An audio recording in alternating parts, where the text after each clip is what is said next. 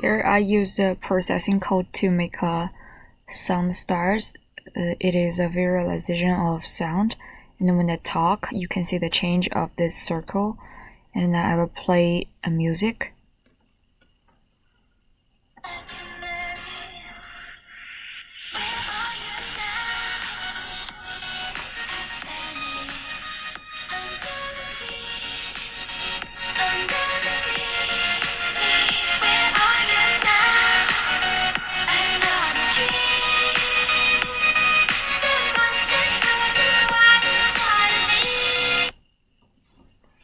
And when I stop, you can see there's nothing changed.